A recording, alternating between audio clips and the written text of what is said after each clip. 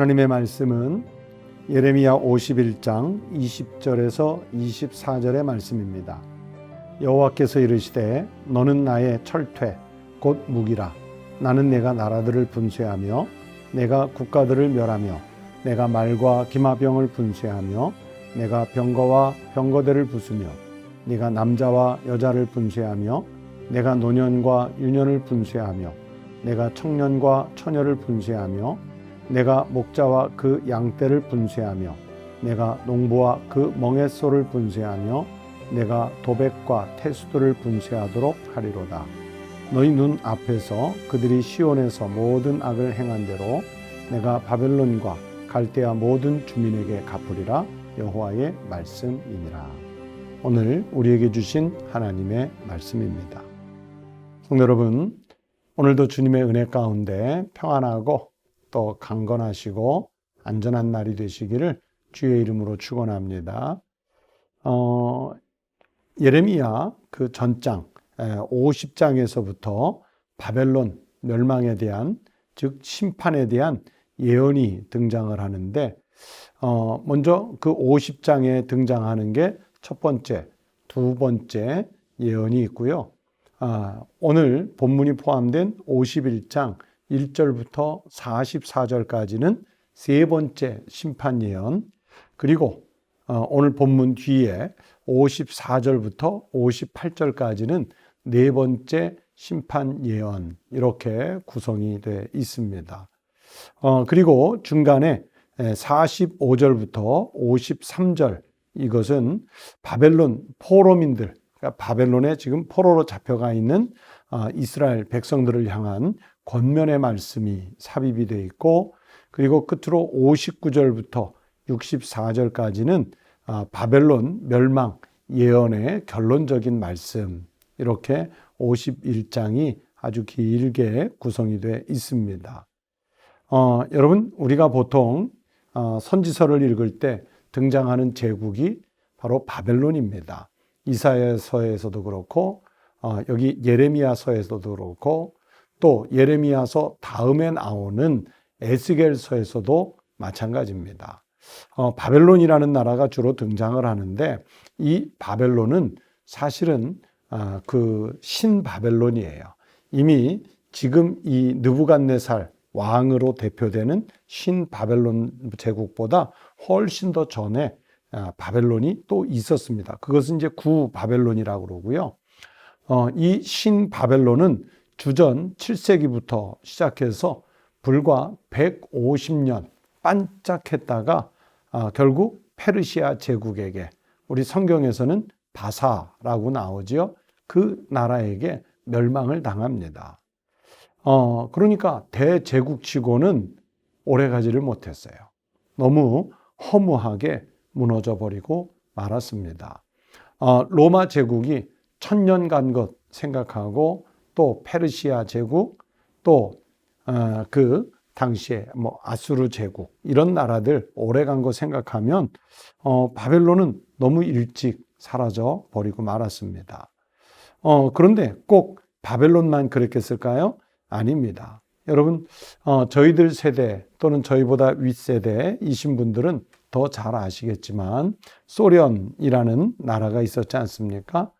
보통은 소비에트 연방공화국, 그래서 이제 소련 그렇게 했는데, 그 당시에 소련은 우리가 20세기를 미국과 소련 이렇게 양분해서 볼 만큼, 또 이데올로기 대결이 심할 때 자유진영과 맞서는 공산주의의 대표적인 그런 진영일 만큼 소련은 정말 막강한 나라였습니다.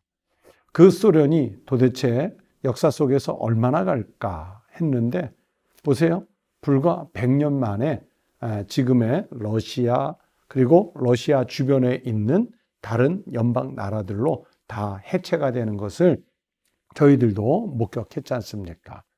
여러분, 소련뿐만이 아니죠.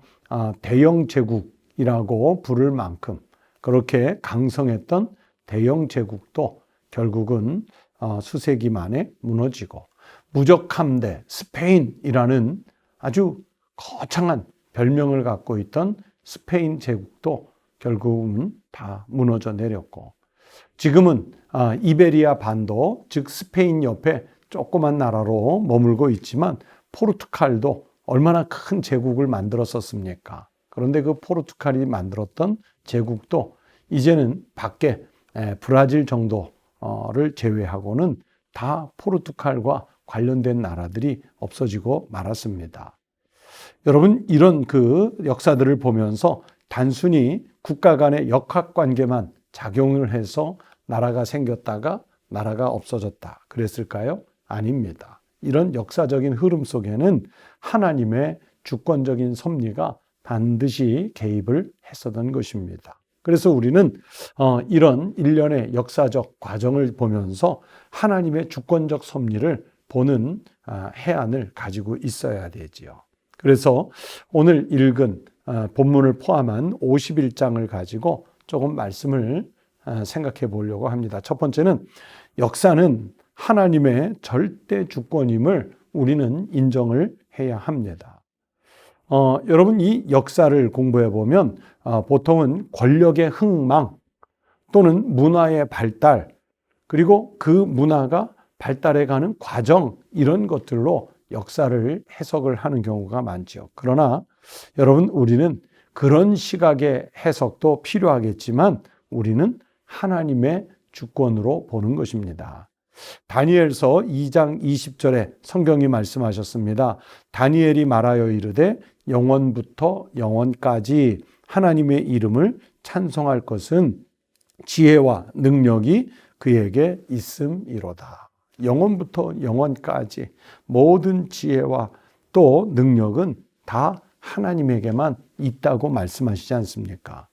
그래서 다니엘서 2장 21절에 이어서 말씀을 하셨습니다. 그는 때와 계절을 바꾸시며 왕들을 폐하시고 왕들을 세우시며 지혜자에게 지혜를 주시고 총명한 자에게 지식을 주시는도다.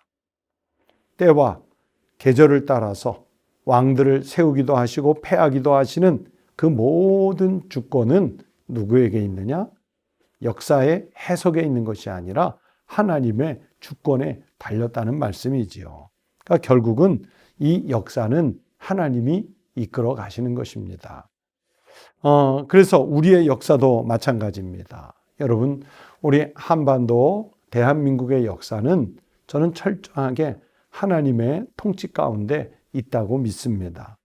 그렇기 때문에 우리나라의 지도자들이 잠깐 자기가 통치한다고 해서 절대 권력, 최고의 권력, 영원한 권력을 가진 것처럼 교만하지 않았으면 좋겠습니다. 그것은 과거의 정부도 마찬가지고 현재의 정부도 마찬가지고 앞으로 들어설 어떤 정부도 다 마찬가지입니다.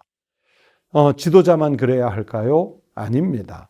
백성들도 하나님께서 역사의 주권자이시라는 사실을 깨닫고 그리고 믿고 겸손했으면 좋겠습니다. 또 두 번째는 하나님을 대적하는 인본주의는 결국에는 멸망당한다는 것을 이 성경 예레미야 51장이 보여주고 있습니다. 여러분, 이 바벨론 제국이 불과 150여 년의 역사 만에 무너져 내렸다고 여러 번 말씀드렸지요. 여러분, 이 나라가 여호와 하나님이 통치하는 나라, 그리고 그 주변의 많은 나라들 다 자기네가 정복했다고 그래서 아주 경거망동을 했어요. 자기네들만이 최고라고 믿었습니다. 그래서 요한계시록 18장에 보시면 세상의 대표적인 악의 세력을 바벨론이라고 그렇게 지정할 만큼 아주 경거망동한 그런 제국이었습니다. 매우 사치했고요, 부도덕했고요, 우상숭배가 극심하기가 이루 말할 수 없었던 나라입니다. 그러니까 인간이 이룰 수 있는 그 당시의 세계로 볼 때는 최고의 자리에까지 자기네들이 올라갔다고 믿는 그런 나라였던 거지요. 그런데 그렇게 때가 이르면 인본주의 세계는 무너집니다. 예레미야 50장, 51장에 걸쳐서 첫 번째, 두 번째, 세 번째, 네 번째 반복해서 같은 예언을 내리는 이유가 무엇이겠습니까? 그들이 주변 나라들을 정복해서 큰 제국을 이룬 것 같아도 결국 인본주의 세계는 무너진다는 것을 보여주시려는 하나님의 의도가 들어 있습니다. 그러므로 여러분, 우리는 내가 무엇인가 조그마한 업적을 이루었다고 해서 자기가 이룬 업적에 취하면 안 됩니다. 우리는 어떤 형편과 상황에 놓였어도요, 하나님 중심, 즉 신본주의자로 살아야 합니다.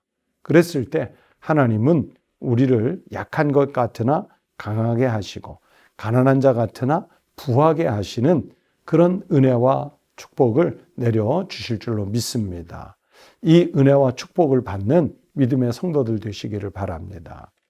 그리고 세 번째는, 역사는 결국 하나님의 심판으로 종결될 것이라는 사실입니다. 이건 종말론적 신앙이지요. 지금 선한 나라도 심판받을 것이고 악한 나라도 심판을 받을 것입니다. 그래서 그 심판을 통해서 양과 염소로 구분될 것이고, 또 오른편과 왼편으로 구분될 것이고, 하나님께서 영원한 생명과 영벌의 세계로 구분하시는 그 심판의 때가 반드시 있을 것이다. 결국 역사는 하나님의 심판으로 종결될 것이라는 것을 성경이 우리에게 가르쳐 주시고 있습니다. 그래서 우리 기독교 역사관은 시작과 종말이 반드시 있습니다. 여러분, 태초에 하나님이 천지를 창조하시면서 이 하나님의 역사가 시작이 되지 않습니까? 그렇다면 그 역사의 종말도 반드시 하나님의 통치 가운데 있습니다. 그래서 우리 기독교 역사관은 시작부터 시작해서 종말까지 직선으로 나가는 그런 직선적 역사관을 갖고 있습니다. 여러분, 고대 그리스 로마의 역사관은 그런 역사관이 아니거든요. 역사는 결국에 돌고 돈다. 돌고 도는 역사다. 그런 역사관을 갖고 있고요. 우리가 더 익숙하게 아는 불교의 역사관은 또 어떻습니까? 불교는 사람도 그렇지만 여러분, 모든 것들은 윤회한다. 결국은 그리스의 돌고 돈다는 순환 역사관하고 좀 비슷한 사관일 수는 있는데, 그 윤회관, 돌아요. 그러니까 사람도 평생 어떻게 살았느냐에 따라 다음 생에 다른 것으로 태어난다고 하지 않습니까? 그런 역사관이에요. 그런데 그런 그 순환 사관이나 윤회관하고는 우리 기독교 역사관은 분명히 다릅니다. 시작이 있으면 종말까지 하나님께서 통치해서 이끌어 가시는 그런 역사관입니다. 그래서 인간의 힘으로 무너뜨리지 못할 것 같은 바벨론, 페르시아, 로마 심판으로 결국은 무너지는 역사를 우리가 보았지 않습니까? 그리고 그 당시에도 그런 강대국이었을지라도 하나님 앞에서 심판을 받았고요. 그리고 앞으로 있는 나라들도 심판을 받게 됩니다. 여러분, 그래서 이 말씀 속 이 직선적 역사관에서 우리가 분명하게 인식해야 되는 것은 우리 인간의 역사는 결코 영원하지 않다는 사실입니다. 그러므로 언젠가 우리에게도 닥칠 종말, 심판 이런 것들을 생각하면서 내가 하나님의 심판대 앞에 어떤 모습으로 설 것인가? 하나님께서 나에게 생명의 면류관을 씌워주시고 나에게 하나님 나라의 영광을 덧입혀 주실 그 날을 사모하면서 우리는 오늘을 하나님의 백성답게 살아내야 하는 것입니다. 성도 여러분, 오늘 우리는 역사를 창출하는 날로 살게 됩니다. 내가 살아가는 역사가 개인의 역사가 되고 또 내 개인이 모여 공동체가 되어 공동체의 역사를 만들어 가게 될 것입니다. 우리 모든 성도들이 또 우리 모든 교회들이 하나님 중심의 역사관을 갖고 하나님께서 기뻐하시는 나라를 만들어가는 일에 쓰임을 받는 축복의 성도들 되시기를 주의 이름으로 축원합니다. 기도하겠습니다. 하나님 아버지, 감사합니다. 이 혼돈의 시대 속에서 하나님이 우리를 지켜주셔서 평안하게, 강건하게, 안전하게 오늘을 맞이할 수 있게 해주시니 감사를 드립니다. 하나님, 우리가 오늘 살고 있는 이 시대를 통해 하나님께서 이루시기 원하시는 역사는 무엇인지 우리가 그 뜻을 알아 순종하여 쓰일 수 있게 하여 주시고, 더 나아가 내일은 하나님께서 또 어떤 일을 이루실지 기대와 희망으로 하나님의 때를 기다리는 주의 백성들이 되게 하여 주시옵소서.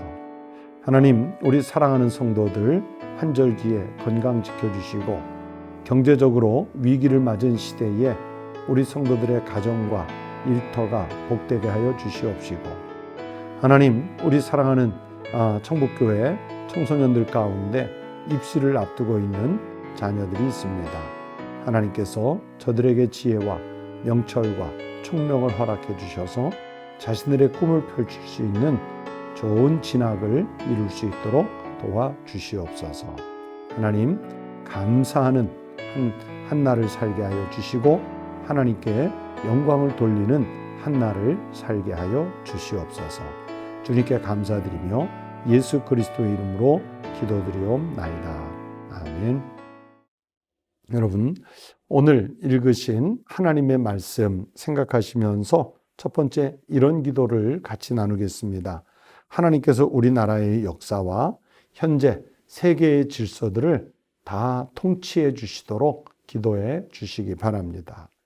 두 번째는 미자립 교회들이 어려운 형편들을 이겨내고 또 그것을 기초로 해서 우리 한국교회가 큰 부흥을 이룰 수 있도록 기도해 주시기 바랍니다.